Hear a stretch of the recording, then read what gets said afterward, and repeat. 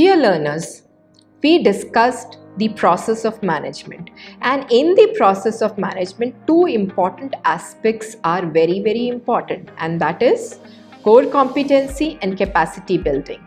Process of management is easy to understand, but when we are talking about the organization and in specific the NGOs, it is important to know what is a core competency of the organization and how the organization can build the capacity for the society or for the infrastructural capacity of the NGO, etc. So, or the individual capacity building. So there are a number of ways of doing the capacity building. Now in this section we would be considering I would be specifically highlighting one of the NGOs, and that NGO specifically deals with the core competency and capacity building aspect, and that if you just go through that NGO, and you will find that how they have developed the capacity of the organization and now how they are serving the society.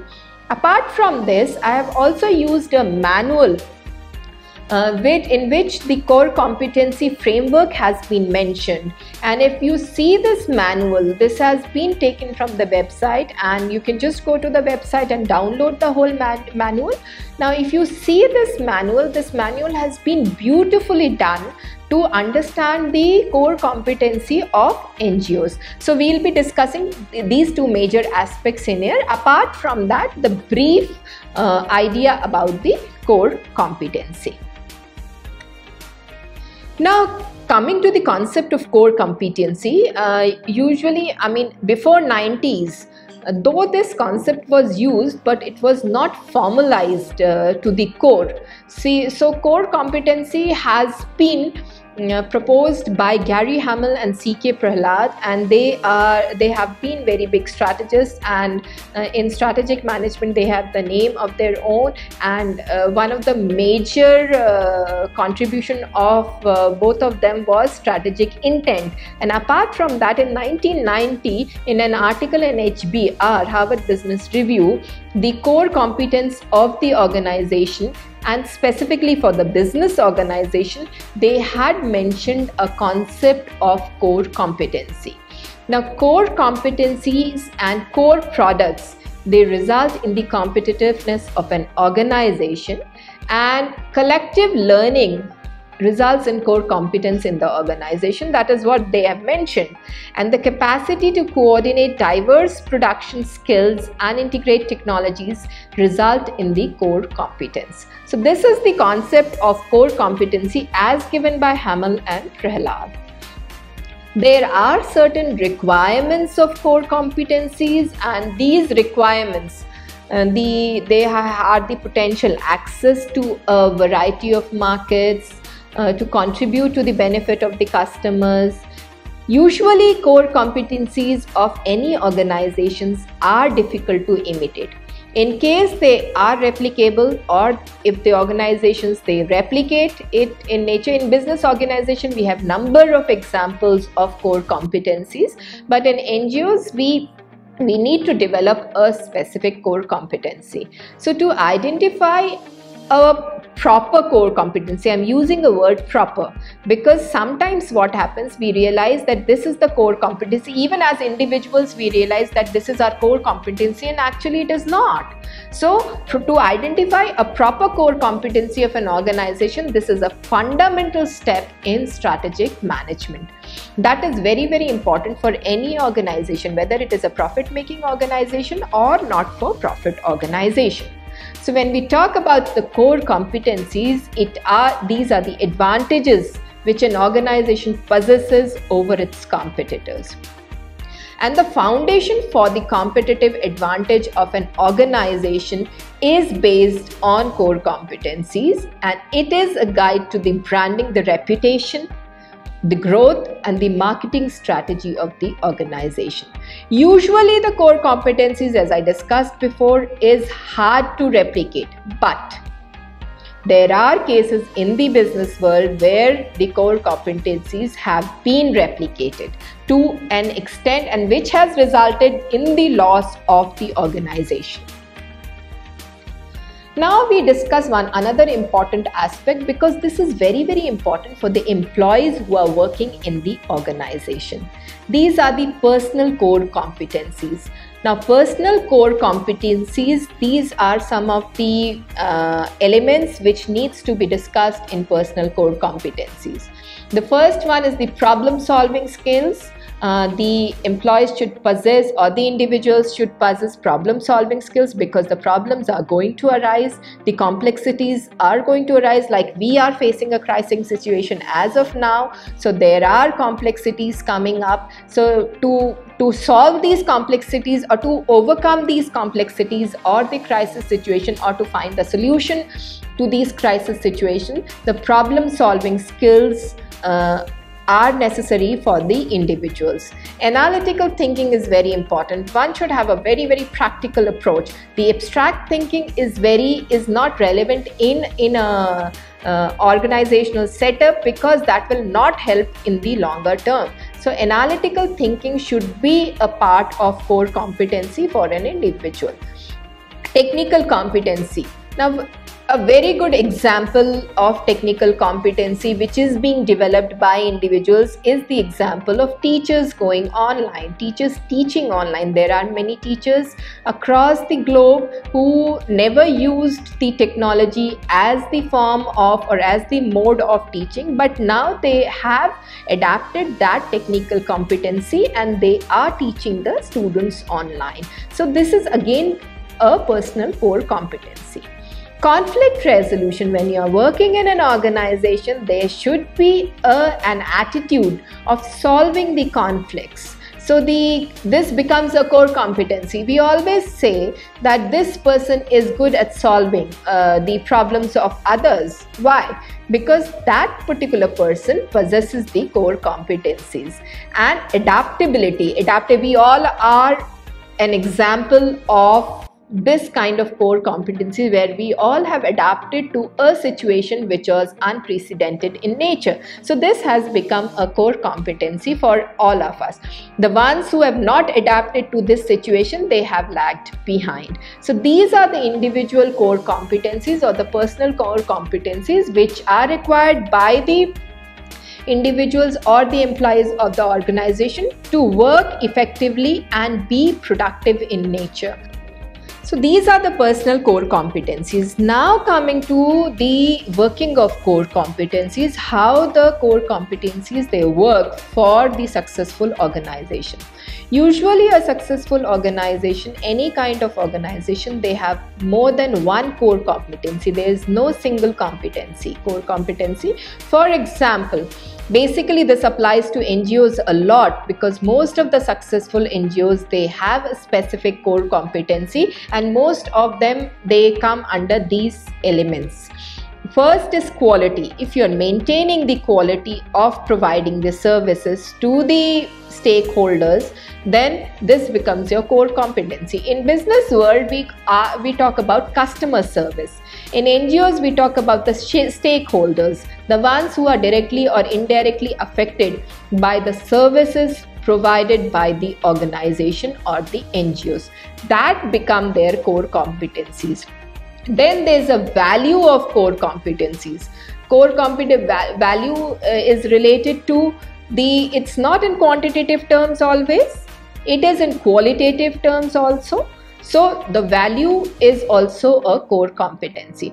And of course, innovation and marketing are the most important aspects even for NGOs. Now the NGOs who are innovative in nature, like we'll be discussing in one of the videos in the last portion of this session, you'll find that how innovative that NGO is, and how it is providing the value, and how it is marketing its activities. So its marketing is not always for the products. Marketing can be for the activities. You have to market yourself so that people know what kind of work you are doing.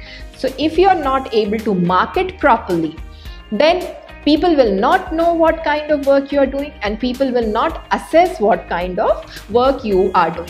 So that is why it is very important to understand the core competencies.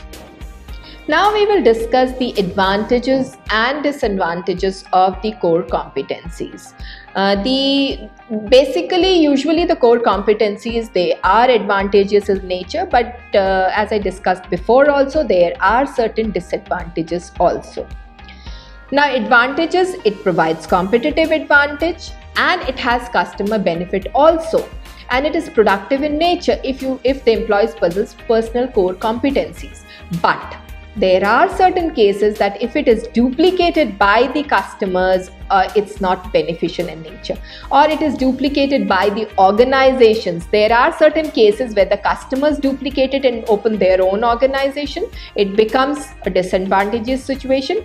There are cases where it is duplicated by the competitors. It is not beneficial in nature.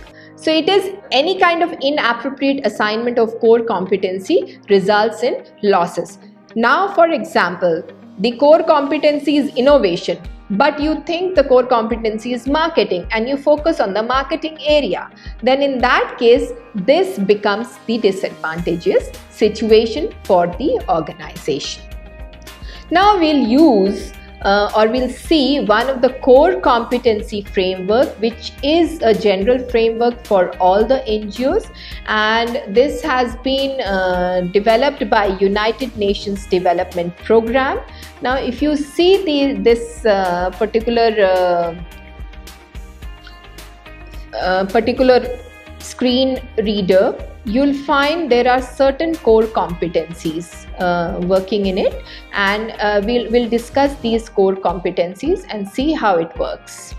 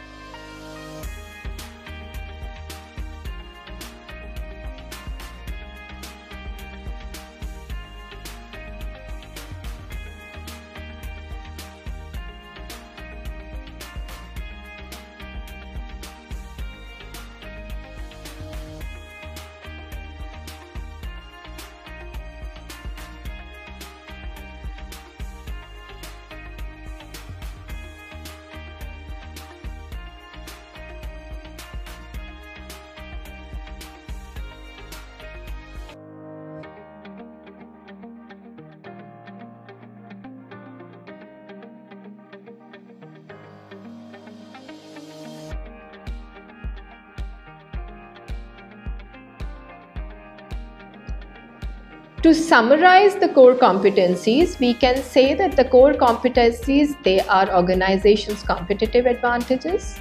Personal core competencies help in increased productivity. The core competencies, they are developed over a period of time. It is not developed at one go. And core competencies, if not utilized properly, can be disadvantageous in nature. Now coming to another aspect, which is the capacity building. Now when we talk about capacity building is usually the ability of NGO to deliver its mission effectively now and of course in future also. So it's the present and future also. So capacity building is a whole concept where present and future both are involved. The effectiveness of sustainability is a measure of capacity building. Some capacity building initiatives can be like developing communication strategies, improving volunteer recruitment, ensuring thoughtful leadership successions, updating non-profits technology, etc., etc. So there are many examples related to it. And a very successful capacity building always results in strengthening the ability of the NGO, and this ability has a positive impact on the lives and communities of the society as a whole.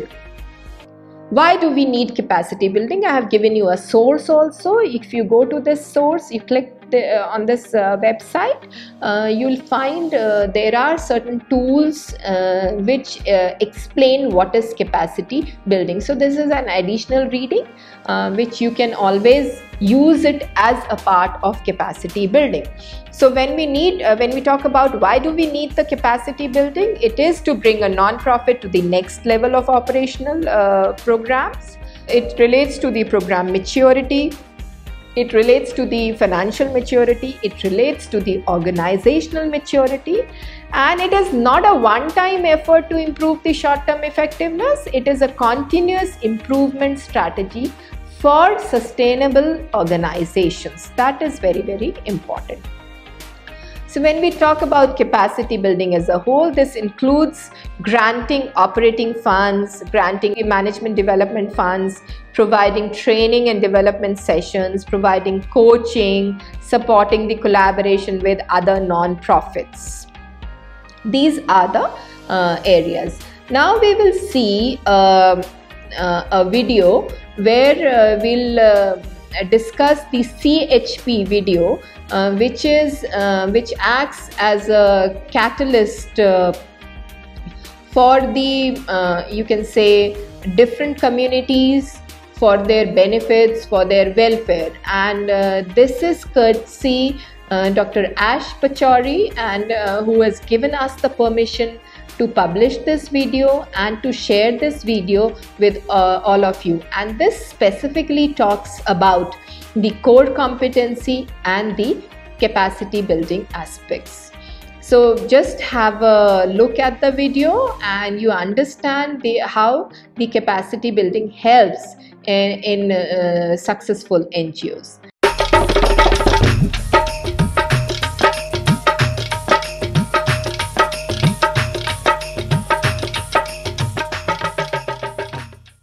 Welcome to the Center for Human Progress, or CHP, which is a tax-exempt, not-for-profit that promotes the health and human rights of the most vulnerable communities in India and globally. Embracing a multi-sectoral and multi-dimensional approach, the organization has spearheaded various initiatives, including those to promote social change, empowerment, and sustainable development by engaging youth, at-risk, and marginalized communities to develop the knowledge and skills they need to adopt healthy behaviors and promote human rights. Perhaps the most unique characteristic of the Center for Human Progress is that it puts the very communities it serves at the forefront of its interventions. In other words, it works by and for communities rather than using top-down approaches which are often seen.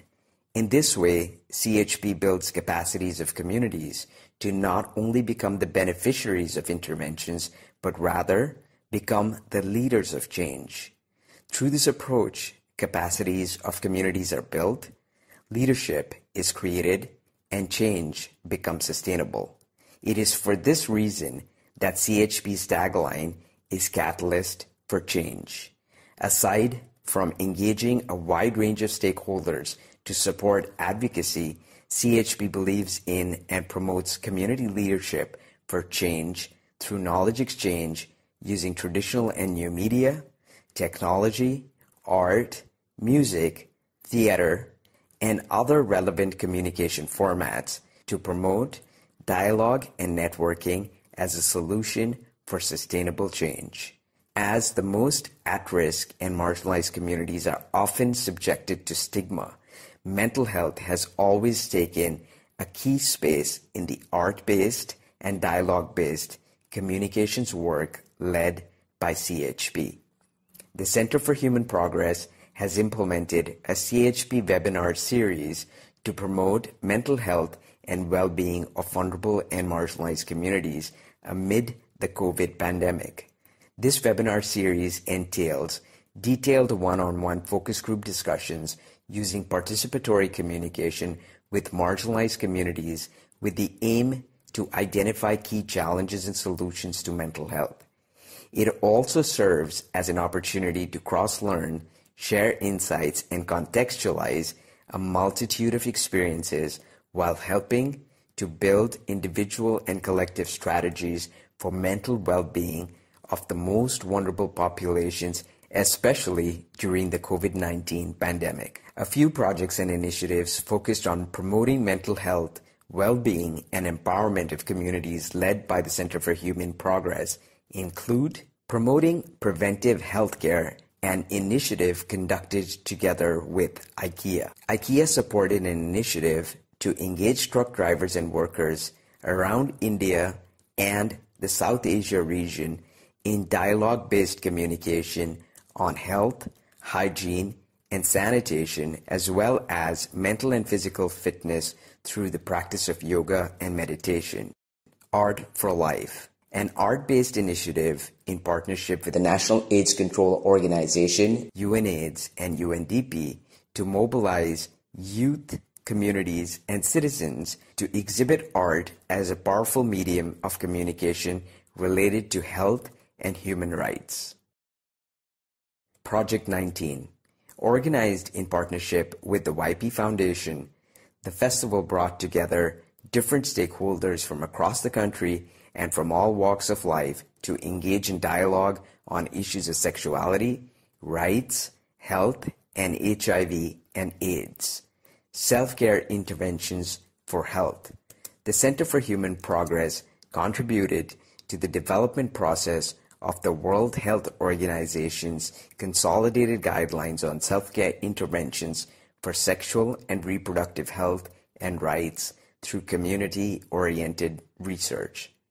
In all these interventions, communities have been at the center of the concept, design, and implementation.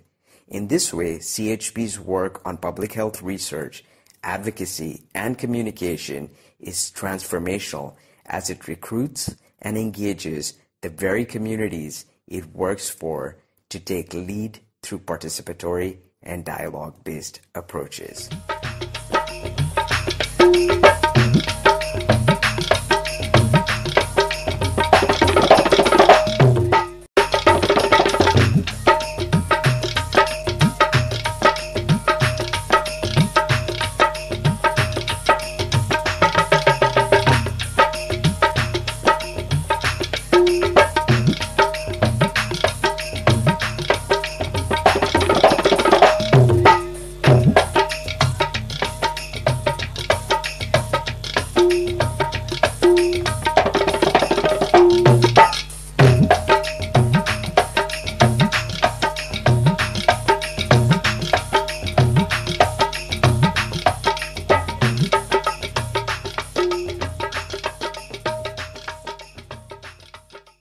Thank you so much.